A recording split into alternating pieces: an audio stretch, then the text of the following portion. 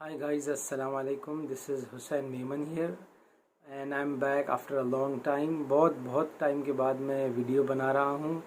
काफ़ी बिज़ी हो गया था ये माइग्रेशन टू ऑस्ट्रेलिया के चक्कर में। तो आइए आपको बता दूँ कि मेरा ये वीडियो जो है माइग्रेशन टू ऑस्ट्रेलिया के बारे में है, मगर एक स्कैम के बारे में है। ये कोई जेन्युइन, इसके अंदर मैं कोई जेन्युइन तरीका नहीं बताने वाला हूँ। मैं अगली वीडियो में बताऊँगा कि जो जेन्युइन तरीका है आप बिना किसी एजेंट के कैसे ऑस्ट्रेलिया वर्क वीज़ा पे माइग्रेट कर सकते हो, वो मैं मेरी नेक्स्ट वीडियो में बताऊंगा। मगर मैं आपका पैसा बचाना चाहता हूँ, आपके इमोशंस बचाना चाहता हूँ।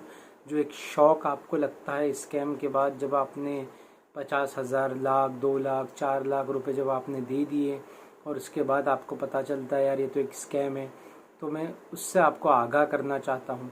तो मैं अपनी पूरी जर्नी इसमें बताऊँगा जितना जल्दी हो सकेगा, ताकि वीडियो बहुत ज़्यादा लंबी ना हो और ध्यान से देखिएगा। और आइए शुरू करता हूँ मैं।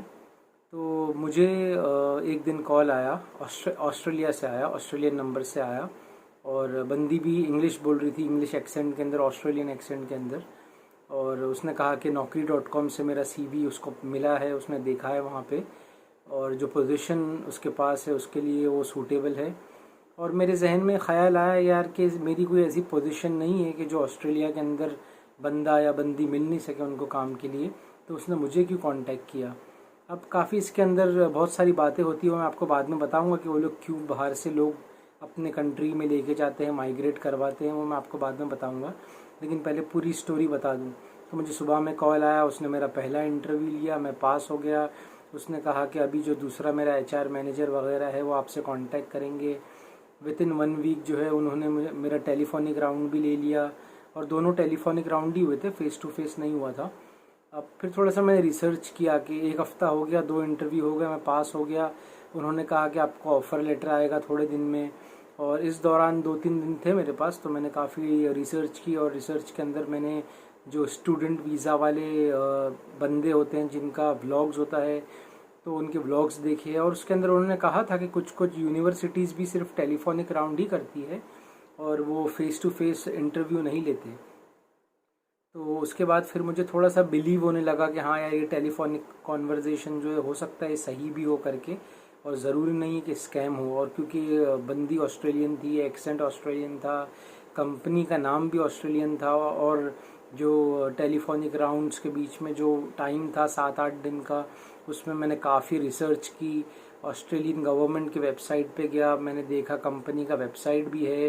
कंपनी का नाम था AECI ऑस्ट्रेलिया PTY लिमिटेड, ये कंपनी का नाम था, जो मैं डिस्क्रिप्शन में भी डाल दूंगा। और उसके बाद उनका एक नंबर भी था, एक यूनिक आइडेंटिफिकेशन नंबर होता है हर कंपनी का, वो उनका भी था, ऑस्ट्रेलियन गवर्नमेंट के वेबसाइट पे भी था। ऐसा नहीं था कि ये सिर्फ एक रैंडम स्कैम है करके, हर चीज़ उनकी मौजूद थी। उनका वेबसाइट था, जेन्युइन था, ईमेल एड्रेस था, डोमेन नेम था, हर चीज़ थी। और मेन चीज़ तो ये थी कि ऑस्ट्रेलियन गवर्नमेंट की वेबसाइट पे लिखा था कि 16 साल या 18 साल से कंपनी ऑपरेट कर रही है, टर्नओवर भी मिलियंस के अंदर था। तो ये सब चीज़ें देखने के बाद मुझे बिलीव हो गया कि हाँ यार ये जेन्युइन कंपनी है। फिर उसके बाद मेरा ऑफ़र लेटर आया, और काफ़ी अच्छा पैकेज था ऑफ़र लेटर में। प्रोबेबली कुछ इंडिया का में 3.5 लाख या 3 लाख पर मंथ सैलरी, और खाना, रहना, एकोमोडेशन, हर चीज़ सब कुछ फ्री था, ट्रांसपोर्टेशन भी। एक बार के लिए मुझे शक हुआ कि यार इतना सारा फ्री दे रहे हैं और ऊपर से 3 लाख रुपए दे रहे हैं। तो मैंने जो सोशल मीडिया साइट्स होते हैं, जैसे क्योरा हो गया, उसके ऊपर मैंने क्वेश्चन डाला था, ताकि ऑस्ट्रेलियंस जो है या जो भी वहाँ रह रहे हैं इंडियंस जो है वो रिप्लाई करें। तो रिप्लाई भी उनका यही आया कि यार काफ़ी सही पैकेज है और इसमें कोई दिक्कत नहीं है, इतना तो मिलता ही है करके। फिर मैंने गवर्नमेंट की वेबसाइट पे देखा यार कि ये जो मेरी पोजीशन है, जो मुझे ऑफ़र की गई थी, सेल्स एंड प्रोविजनिंग ऑफिसर, उसके लिए कितना पैकेज मिलता है। तो उस क्राइटेरिया के हिसाब से वो पैकेज एकदम परफेक्ट था, उसमें कोई भी दिक्कत नहीं थी, कोई भी फ्रॉड नहीं था। ऐसा नहीं लग रहा था कि बहुत ज़्यादा दे रहे हैं या बहुत कम दे रहे, कुछ नहीं था ऐसा। फिर ऑफ़र लेटर आने के बाद वो गायब हो गए। मुझे उन्होंने कहा कि भाई डॉक्यूमेंट्स भेज दो, पासपोर्ट कॉपीज़ भेज दो, रेज्यूमे, फ़ोटोज़, पिक्चर्स भेज दो। सब मैंने भेज दिए, एक्सपीरियंस लेटर्स, पे स्लिप्स सब भेज दी। उसके बाद फिर वो अचानक 2 महीने के लिए गायब हो गए। अब जब वो गायब हो गए तो मैं समझ गया यार कि शायद कुछ स्कैम होगा, इसके लिए अचानक चले गए। उनकी जो कंपनी थी उस पर मैं कॉल बैक कर रहा हूँ तो नंबर भी बंद आ रहा है। अब ऐसा हुआ कि मैं होप छोड़ दिया था। मेरा तो पैसा यहाँ तक कुछ गया नहीं था, सिर्फ डॉक्यूमेंट्स गए थे। ये फेस 1 था। उसके बाद अचानक 2 महीने के बाद उन्होंने मुझे फिर कांटेक्ट किया ईमेल पे कि वी आर सॉरी यार, ड्यू टू कोविड-19 ये वर्क हमारा जो शेड्यूल था काफ़ी बदल गया था, बहुत बिजी हो गए थे, लॉकडाउन हो गया था, ये हो गया था, इसीलिए हम आपको कांटेक्ट नहीं कर सके। और ये रीज़न मार्च 2020 से जो बड़े बड़े एमएनसीज है वो अपने कस्टमर्स को देते ही आए हैं। जो भी उनके काम के अंदर डिले होता है ड्यू टू कोविड-19 we are short of staff, ये वो, आप अभी भी कई बैंक्स को कॉल करेंगे तो भी आपको यही सुनने मिलेगा वहाँ पे IVR पे। तो इसीलिए एक बहुत जेन्युइन रीज़न था ये कि हाँ, लग रहा था कि हाँ सही बात है यार, हमारी कंपनीज में भी होता है, इंडिया में भी होता है, और दूसरी जगह कॉल करो तो वहाँ पे भी हमें सुनने मिलता है। तो एक यहाँ तक कुछ स्कैम जैसी बात नहीं लग रही थी। और उसके बाद बंदी ने सामने से मुझे कांटेक्ट किया, अभी तक कोई पैसों की बात नहीं हुई। बता दूं कि ये जो 2 महीने का वेटिंग पीरियड था और पहले तकरीबन 15 दिन या 1 हफ्ते का जो टाइम था, तो ऑलमोस्ट 2.5 महीना हो चुका था और अभी तक कोई पैसे की बात नहीं हुई। डॉक्यूमेंट्स जा चुके थे। और उसके बाद उन्होंने फिर रिवाइज्ड ऑफर लेटर भेजा सेम पैकेज के साथ, नई डेट के साथ। 2-2.5 महीने हो चुके थे, इसीलिए नई डेट के साथ उन्होंने भेजा और कहा कि भाई इसको साइन करके मुझे ईमेल करो, रिप्लाई करो साइन करके, अटैचमेंट डाल के। तो मैंने वो सब कर लिया पूरा। फिर उसके बाद उन्होंने कहा कि हमारी जो इमिग्रेशन एजेंसी है इंडिया में वो आपसे कांटेक्ट करेगी और आपको बताएगी कि आगे का प्रोसीजर क्या है, कैसे आईएलटीएस देना है आपको, और कैसे आपको जो वेरिफिकेशन के जो डॉक्यूमेंट्स है जो दिल्ली से अटेस्टेड कराने पड़ते हैं, और सुप्रीम कोर्ट से एक रिपोर्ट लानी पड़ती है कि आपका कोई क्रिमिनल केस नहीं चल रहा, वो सब आपको वो बताएंगे करके।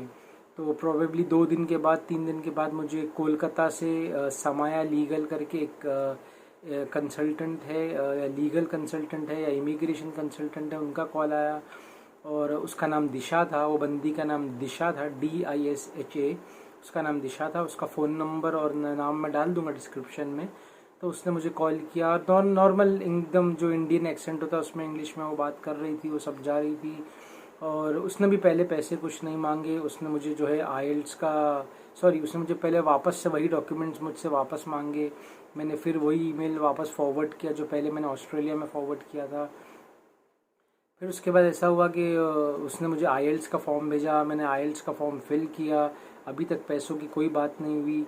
फिर उसके बाद उसने मुझे कहा कि हमने आईएलटीएस का फॉर्म भर दिया है और आपको इतने पैसे जो है 11,500 रुपये देने पड़ेंगे। जबकि आईएलटीएस की फ़ीस मैं ऑलरेडी देख चुका था। मैं 2.5 या 3 महीने से आईएलटीएस प्रिपेयर कर रहा था, तो मुझे पता था कि फ़ीस कितनी है। सैम्पल उनके क्वेश्चन पेपर सब मैं ऑलरेडी रिजॉल्व कर चुका था। तो यहाँ पे 14,500 है आईएलटीएस के वेबसाइट पे, या 15,000 है, मगर उन्होंने मुझसे सिर्फ 11,500 मांगे। तो मैंने कहा कि आईएलटीएस जो है आप रहने दीजिए, मैं क्लियर करके दे देता हूँ मेरे सेंटर से, क्योंकि वो मुंबई जाके आईएलटीएस क्लियर करने बोल रहे थे और मैं सूरत में रहता हूँ। तो उसके बाद फिर ऐसा हुआ कि उन्होंने कहा नहीं, हमारे एजेंट्स होते हैं, हम बहुत सारे लोग आईएलटीएस के लिए भेजते हैं, तो इसके लिए हमको कंसेशन वगैरह मिल जाता है और सब एक साथ आईएलटीएस देते हैं। हमारा जो पूरा बैच होता है इमिग्रेशन का, जो बाहर जा रहा होता है, माइग्रेट कर रहा होता है, तो आप अपना इंडिविजुअली मत कीजिए, एक्सेप्ट नहीं करेंगे हम। तो यहाँ पे थोड़ा सा मुझे दिक्कत आई, थोड़ा सा शक हुआ, लेकिन अभी तक 2.5 महीने से कोई ऐसी शक की बात नहीं थी। और इसीलिए मैंने फिर आईएलटीएस के लिए 11,500 रुपये उनको दे दिए। और यही चीज़ मैं आपको थोड़ा सा ब्रशअप कर दूँ कि जब आप दुबई जाते हो किसी एजेंट के थ्रू, या सऊदी, कतर या मिडिल ईस्ट में कहीं भी जाते हो, तो वो भी सेम बात करेगा कि भाई आप इंडिविजुअली कुछ मत करो, आप हमारे थ्रू करो, तो आपको बेनिफिट भी होगा। और सब हमारा पूरा लॉट होता है, यानी 20-20 जन एक साथ मेडिकल के लिए जाते हैं, 20-20 जन एक साथ डॉक्यूमेंटेशन के लिए जाते हैं। तो पूरा इनका एक जो है यूनिट होता है बंदों का, सब एक साथ हर चीज़ करते हैं। तो ये थोड़ा सा मेरा मैच हो रहा था, क्योंकि मैंने पहले भी एजेंट के थ्रू दुबई जाने की कोशिश की थी, सऊदी, कतर जाने की कोशिश की थी। तो ये थोड़ा सा प्रोसीजर काफ़ी मैचिंग लग रहा था, सही लग रहा था। तो इसीलिए फिर मैंने सोचा कि चलो यार, ये वहाँ पे भी यही बोलते हैं, यहाँ पे भी यही बोलते हैं, तो ये जेन्युइन लग रहा है, इतना स्कैम ऐसा कुछ लग नहीं रहा। तो वो मैंने पे किया। अच्छा, फिर पे करने के बाद 11,500 पे करने के बाद मुझे इन्वॉइस भी मिली समाया लीगल के नाम से, जो कोलकाता में है, उनके नाम से मुझे इन्वॉइस भी आ गई। ऐसा भी नहीं था कि पैसे खाए और भाग गए, ऐसी कोई बात नहीं थी। फिर उसके बाद ऐसा हुआ कि प्रॉबेबली उसके कुछ अरसे के बाद उन्होंने मुझसे कहा कि आपका जो है वेरिफिकेशन बाकी है डॉक्यूमेंटेशन का, जैसे कि आपकी जो है 10th के 12th के ग्रेजुएशन के सर्टिफिकेट अटेस्ट कराने हैं आपको, और सुप्रीम कोर्ट से एक रिपोर्ट लाना है जो प्रूफ करेगी कि आपके ख़िलाफ़ कोई क्रिमिनल केस नहीं चल रहा। तो मैंने उनको कहा यार ये लॉकडाउन के पीरियड में मैं दिल्ली कैसे जाऊंगा अटेस्टेशन कराने के लिए, और सुप्रीम कोर्ट से लेटर कैसे लाऊंगा। ऑलरेडी मैं काम कर रहा हूँ इंडिया में राइट नाउ, फिर वहाँ से छुट्टी लो, सैलरी कटेगी, दिल्ली जाऊंगा, वहाँ का ट्रैवलिंग का पैसा लगेगा, लॉकडाउन है, पता नहीं कैसा होगा, कितने दिन लगेंगे, महीने लगेंगे। तो उन्होंने कहा कि आप किसी इमिग्रेशन एजेंसी से करा सकते हो। देखिए उन्होंने क्या कहा कि हमसे पहले पिच ये नहीं दिया कि भाई हमसे करा लो, उन्होंने कहा कि आप किसी भी इमिग्रेशन एजेंसी से करा सकते हो गूगल पे सर्च करके। तो मैंने कहा कि आप भी तो इमिग्रेशन एजेंट हो, आप करा लो, मैं आपको पे कर लूँगा जितना वहाँ पे करना है। और यही सेम प्रोसीजर दुबई, कतर और मिडिल ईस्ट का भी है कि आपको दिल्ली से अटेस्टेशन कराना पड़ती है, सुप्रीम कोर्ट से रिपोर्ट लाना पड़ती है क्रिमिनल केस की। तो सेम सब चीज़ मैच हो रही थी जो मैंने पहले भी कर चुका था, तो और जेन्युइननेस बढ़ती जा रही थी, और जो प्रोपोर्शन था कि यार शायद ये स्कैम होगा तो वो कम होते जा रहा था, जो परसेंटेज था वो कम होते जा रहा था। तो फिर मैंने उनको उस वक्त कुछ 15,000 या 15,500 दिए थे डॉक्यूमेंटेशन अटेस्टेशन के लिए, और उन्होंने 5 दिन में करा लिया। मुझे वापस इनवॉइस भी भेज दी, सब कुछ जेन्युइन लग रहा है, लीगल लग रहा है, इनवॉइस भी आ रही है, और सॉफ्ट कॉपी उन्होंने मुझे भेज दी और कहा कि आपको जो हार्ड कॉपी इसकी मिलेगी, ये जब आप IELTS एग्ज़ाम देने जाओगे मुंबई में, तो हमारा एक सब एजेंट है, वो आपको इसकी ये जो डॉक्यूमेंटेशन अटेस्टेशन हुआ है इसकी हार्ड कॉपी आपको वहाँ पे देगा। ये जो है समाया लीगल कोलकाता में है, मेरा IELTS एग्ज़ाम मुंबई में होने वाला था, और उसी दिन मेरा ऑस्ट्रेलियन एम्बेसी में या काउंसलेट में इंटरव्यू भी होने वाला था, जो 9 जुलाई 2021 का शेड्यूल किया गया था उनके ईमेल के हिसाब से। अभी सब सही चल रहा था, सब हो गया, कॉन्ट्रैक्ट आ गया, एम्प्लॉयमेंट कॉन्ट्रैक्ट आ गया ऑस्ट्रेलियन कंपनी से। 2 लोग मेरे साथ कांटेक्ट में थे, आपको फिर से बता दूं, एक तो ऑस्ट्रेलियन कंपनी जिसका नाम AECI ऑस्ट्रेलिया PTY लिमिटेड है, और दूसरा समाया लीगल कोलकाता के अंदर जो है लीगल एजेंसी है इमिग्रेशन प्रोसेस की वो। तो ये दोनों मेरे से ईमेल पे कांटेक्ट में थे, और जो समाया वाले हैं, कोलकाता वाले हैं, जो बंदी जिसका नाम दिशा है, वो फ़ोन पे भी कांटेक्ट में थी। तो उसके बाद ऑस्ट्रेलिया से जब कॉन्ट्रैक्ट आ गया, मैंने साइन कर दिया, वापस उनको रिप्लाई कर दिया अटैच करके, और उसके बाद फिर उन्होंने एक ईमेल अचानक भेजा कि आपको 500 ऑस्ट्रेलियन डॉलर्स सिक्योरिटी डिपॉजिट समाया लीगल को देना पड़ेगा, क्योंकि अक्सर ऐसा होता है कि बहुत लोग वीज़ा मंगा तो लेते हैं मगर आते नहीं है काम पे, और जो है प्रोसीजर हमारा रह जाता है और हमको हमारे पॉकेट से पे करना पड़ता है जो भी ऑस्ट्रेलिया के अंदर जो भी फ़ीस होती है वीज़ा वगैरह की। और यही सेम चीज़ यार दुबई के अंदर भी है, मिडिल ईस्ट के अंदर भी है। वो लोग आपका पासपोर्ट रख लेते हैं कि आपका जब वीज़ा आए तो ऐसा ना हो कि आप भाग जाए उनको छोड़ के। तो हर चीज़ काफ़ी मैच हो रही थी वो प्रोसीजर से, जो मैं ऑलरेडी कर चुका था पहले सऊदी, दुबई, कतर के लिए, और यहाँ पे ऑस्ट्रेलिया के लिए भी ये हो रहा था। मगर ये पासपोर्ट नहीं रख रहे थे, ये सिक्योरिटी डिपॉजिट मांग रहे थे 500 ऑस्ट्रेलियन डॉलर्स का, जो 28,500 इंडियन रुपीज़ जैसा होता है। तो ये मेरा लास्ट पेमेंट था इनको 28,500, वो भी मैंने कर दिए। और उसके बाद जैसे ही मैंने लास्ट पेमेंट किया उसके बाद बस ख़त्म, पूरा मामला ख़त्म हो गया। जो दिशा नाम की बंदी थी समाया लीगल कोलकाता वाली, उसने अपना फ़ोन बंद कर दिया, ईमेल के रिप्लाई बंद कर दिए। AECI ऑस्ट्रेलिया PTY लिमिटेड वालों ने, यानी ऑस्ट्रेलियन कंपनी वालों ने ईमेल के रिप्लाईज बंद कर दिए। और वो जो सब एजेंट मुंबई का मुझे कांटेक्ट करने वाला था, 9 जुलाई 2021 को मेरा ऑस्ट्रेलियन एम्बेसी में या कॉन्सुलेट में इंटरव्यू था, या वहाँ पे ब्रिटिश काउंसिल में IELTS एग्ज़ाम था, उसकी अपडेट देने वाला था। कोई अपडेट नहीं आई, किसी ने कॉल नहीं किया, किसी ने मेरे कॉल का ईमेल का रिप्लाई नहीं दिया, और 9 जुलाई चली गई। मैं समझ गया कि मेरे साथ स्कैम हो गया। अब गाइज़ मैंने ये वीडियो इसीलिए बनाई है कि जब मैंने रिसर्च किया था इस कंपनी के बारे में और समाया लीगल के बारे में, तो एक भी रिव्यू बैड रिव्यू नहीं था, सब अच्छे रिव्यू थे, गुड रिव्यूज थे। AECI ऑस्ट्रेलिया PTY लिमिटेड के बारे में, समाया लीगल के बारे में कुछ ज़्यादा रिव्यूज़ नहीं थे किसी ने ये नहीं लिखा था कि वो स्कैमर है, ये है, वो है, किसी के साथ ऐसा नहीं हुआ था। यूट्यूब पे भी काफ़ी सर्च किया था मैंने, मुझे कोई वीडियो नहीं मिला उनके नाम से, कोई ब्लॉग नहीं मिला, व्लॉग नहीं मिला, आर्टिकल नहीं मिला, न्यूज़ नहीं मिली, कुछ नहीं मिला जिसकी वजह से ये साबित हो सके कि वो स्कैमर है करके। इसीलिए मैंने जो है आगे बढ़ा और मैंने, ये एक अपॉर्चुनिटी थी मेरे लिए। आई एम 36 ईयर्स ओल्ड, मुझे अभी स्टूडेंट वीज़ा नहीं मिल सकता कहीं का भी, और 20 लाख रुपए 15 लाख रुपए भरने की मेरी कैपेसिटी नहीं है अभी, और ना ही पहले थी। तो इसीलिए मेरे लिए ये एक मौका जो था, सिर्फ 60,000 या 50,000 56,000 रुपीज़ भर के जाना was an opportunity of a life time, क्योंकि 3 या 3.5 लाख रुपए सैलरी ऑफ़र हो रही है आपको, खाना रहना सब फ्री है आपको, और वहाँ पे इतना मिलता है गाइस। अगर आपको लग रहा है कि ऐसा पॉसिबल नहीं है तो ये गलत है, ये पॉसिबल है। वहाँ पे एक क्राइटेरिया होता है, एक सेट क्राइटेरिया, कि अगर आपको इस पोजीशन में जो 8-10 पोजीशन होती है उसके अंदर ले जाते हैं तो आपको उतनी सैलरी मिलने ही वाली है।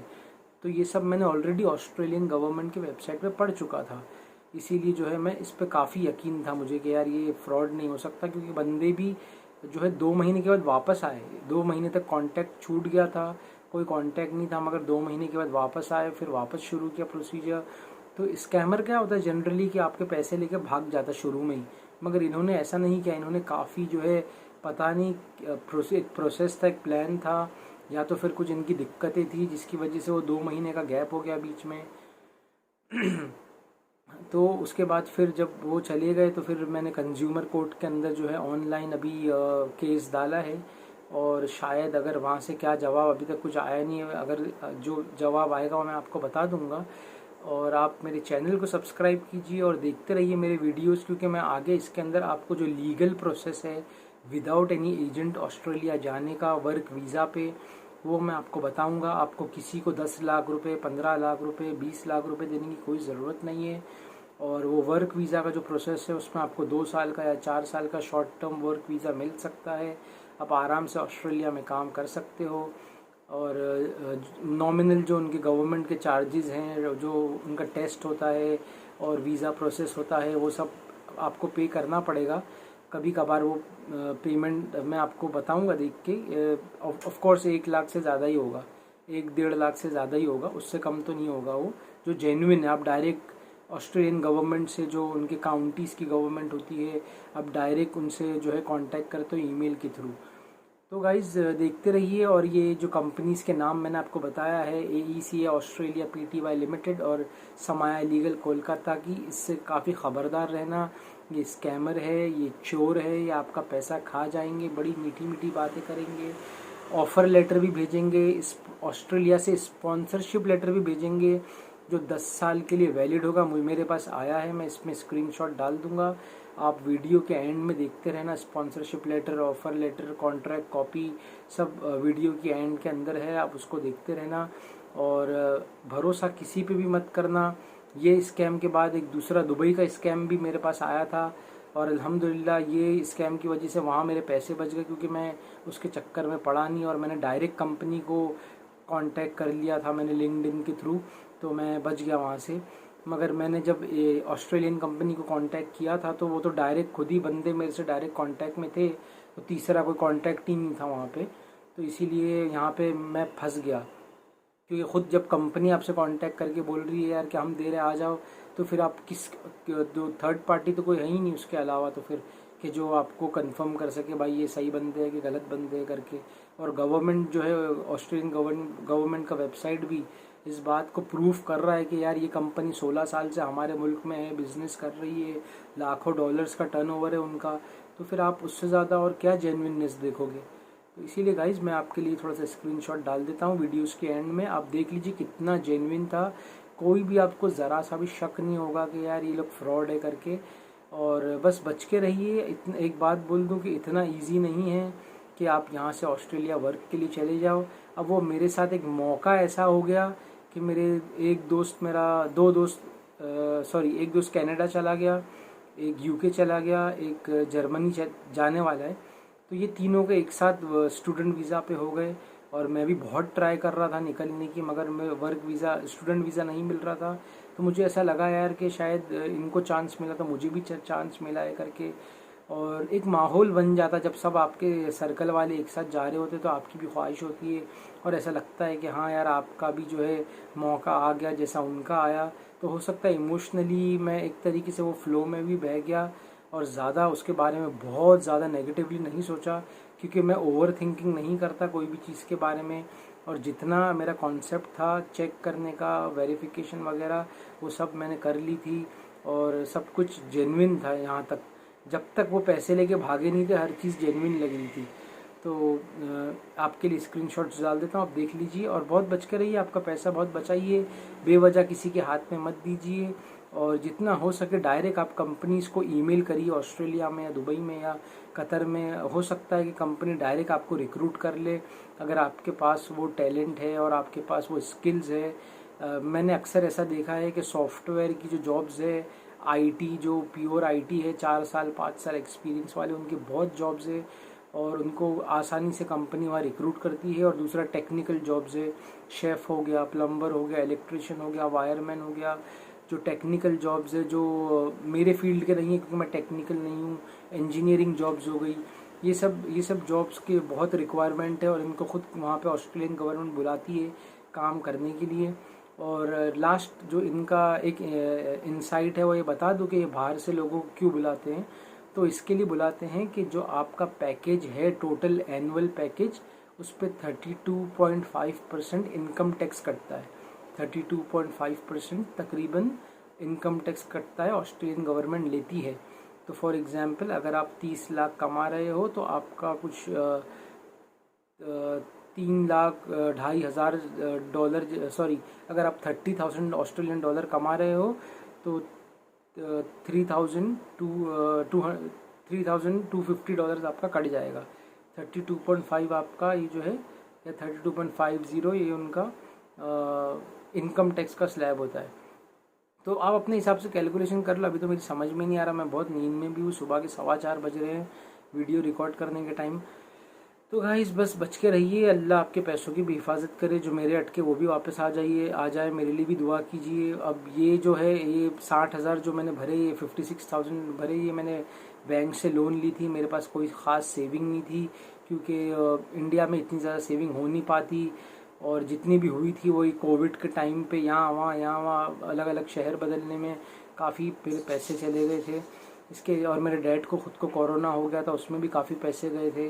तो इसके लिए गाइस दुआ कीजिए मेरे पैसे आ जाए, और मैं दुआ करता हूँ कि आपके पैसे बच जाए, आप लोग स्कैमरों से बच जाए और जेन्युइन मौके आपको मिले ताकि आप भी अच्छी कंट्रीज़ में सेटल हो सके। और इंशाल्लाह मेरे लिए भी दुआ कीजिए कि मैं भी सेटल हो सकूँ। Thank you so much. Please subscribe to my channel. Please like the hit button if you like the video. Thank you so much and please share guys, share, ज़्यादा से ज़्यादा लोगों को शेयर करो, पहुँचाओ। हो सकता है आपकी वजह से कोई किसी की ज़िंदगी बच जाए, कोई पागल होने से बच जाए, कोई किसी के, अब मेरे तो 56 गए हैं, किसी के 7 लाख, किसी के 5 लाख, किसी के 4 लाख, इतने भी जाते हैं। तो प्लीज़ शेयर कीजिए वीडियोस को। Thank you so much for watching. Take care of yourself. अस्सलाम वालेकुम।